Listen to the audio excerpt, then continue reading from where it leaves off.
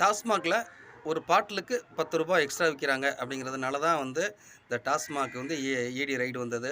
இந்த பிரச்சனையெல்லாம் நம்ம பார்த்தோம். இன்றைக்கி வந்து ஈடி வந்து சோதனை பண்ணக்கூடாது, டாஸ்மாக் அதிகாரி வீட்டிலலாம் தொந்தரவு பண்ணக்கூடாது அப்படின்ட்டு ஒரு தமிழக அரசு வந்து உச்சநீதிமன்றத்தில் வழக்காடி தடை போட்டிருக்கு. உச்சநீதிமன்றம் வந்து தடை விதிச்சிருக்கு. அது ஒரு புறம் இருக்குது. அது வந்து விவாதங்கள் பலவாறு போயிட்டுருக்கு. அதுக்கு அதுக்கு ஒவ்வொருத்தரும் ஒவ்வொரு கருத்துக்களை சொல்லிக்கிட்டு இருக்கிறாங்க. அதை தாண்டி செந்தில்வேல் பத்திரிகையாளர் அப்படிங்கிற ஒருத்தர் வந்து என்ன சொல்லியிருக்காருன்னா, ஒரு ஒரு விவாதத்தில் சொல்கிறாரு, பாட்டிலுக்கு ₹10 விற்ற அந்த ₹10 வந்து உதயநிதி ஸ்டாலினுக்கு தான் வருது, முதல்வருக்கு தான் வருது, நம்ம கரூர் இவர் செந்தில் பாலாஜிக்கு தான் வருது அப்படின்னா, ஒவ்வொரு வீட்டுக்கும் சிலிண்டர் போடுறவன் வந்து ₹50 எக்ஸ்ட்ரா வாங்கிட்டு போகிறானே, இந்த காசு வந்து மோடிக்கு தான் வருதா அப்படிங்கிற மாதிரி ஒரு கேள்வியை வந்து அவர் எழுப்பியிருக்கிறாரு.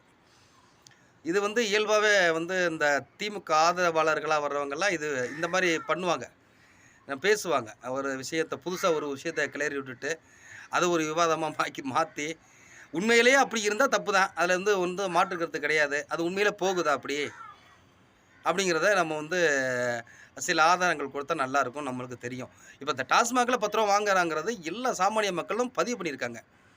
எல்லா இடத்துலையுமே அங்கேருந்து வாட்ஸ்அப்பில் பதிவு, வாங்கின இடங்களில் பதிவு, நேரடியாக எவ்வளோ விஷயங்களை பார்த்துருக்கோம்.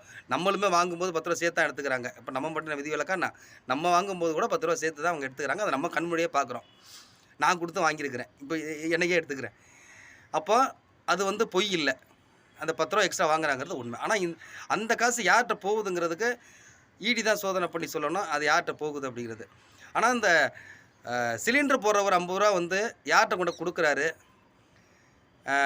அவர் எவ்வளோ கஷ்டப்பட்டு தூக்கிட்டு வர்றாரு, அந்த தூக்கிட்டு வரதுக்கு தான் அவர் 2 மாடி 3 மாடிலாம் போய் தான் அவர் ஏறி இறங்குறாங்க. அதுக்கேற்ற மாதிரி தான் அவங்க வந்து சேர்த்து வாங்கிக்கிறாங்க.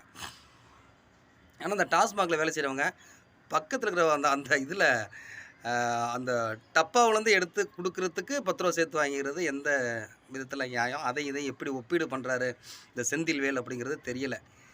ஏன்னா இவங்கெல்லாம் வந்து மனைமாற்றம் செய்கிறதுல மிக முக்கிய பெரிய திறமைசாலிகள் அவங்கெல்லாம். ஏதாவது ஒரு விஷயம் இருக்குன்னா, அதை வந்து மாற்றி அதுக்கு ஆப்போசிட்டாக ஒரு ஒரு ஒரு கேரக்டரை அப்படி நிறுத்தி பதில் சொல்கிறதுல இவங்கெல்லாம் ரொம்ப கைத்தேர்ந்த கில்லாடிகள். அந்த மாதிரி தான் இவர் சொன்ன பதிலும் இருந்தது. எது உண்மையாக இருந்தால் நடவடிக்கை எடுக்கிற தப்பு இல்லை. ஆனால் இது வந்து உண்மைக்கு புறம்பாக பேசுகிற போது நம்ம டாஸ்மாக் ஊழியர்களையும் இப்போ சிலிண்டர் தூக்கிட்டு எவ்வளோ கஷ்டப்பட்டு தூக்கிட்டு வராங்கன்னு தெரியும். அவங்களையும் கொச்சைப்படுத்துகிற மாதிரி இருக்குது. இது வேண்டாம்.